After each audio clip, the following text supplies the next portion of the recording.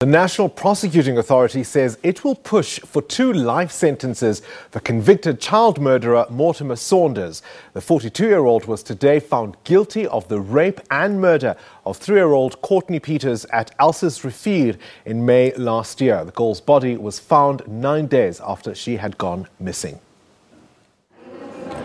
Guilty of the brutal, ruthless and vicious attack on a defenseless child. The murder of young Courtney Pieters sent shockwaves across the country. She was found buried here in a shallow grave 9 days after she went missing. This man, Mortimer Saunders, her father's best friend and trusted member of the household, poisoned and raped her. He also strangled her and finally buried her body in a shallow grave in an industrial area near her home. The court says despite his gruesome act, Saunders even joined the search for the girl.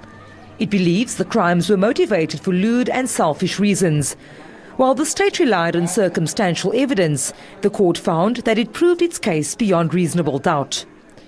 The accused abused his position of trust as the deceased was unable to consent to the degree of abuse she received from the accused. She was a young, defenseless child.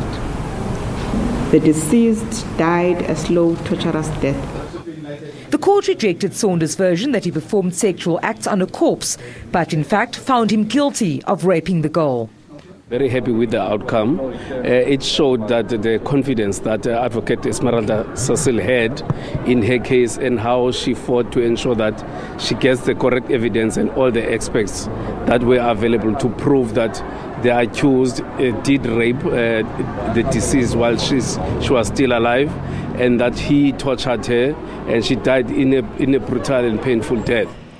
Courtney's mother left the court soon after the judgment. The Elsie's River community welcomes the judgment but says the child's murder left them traumatized. We knew from the beginning this is what he did, and we wanted him really to be found guilty on these crimes. I can tell you one thing for certain, this is something that took really an emotional toll on all of us. It hurt us in places that we didn't even know we had feelings. The court granted the girl's mother, Courtney Pieters, immunity from possible prosecution. The NPA earlier considered pursuing a case of child neglect.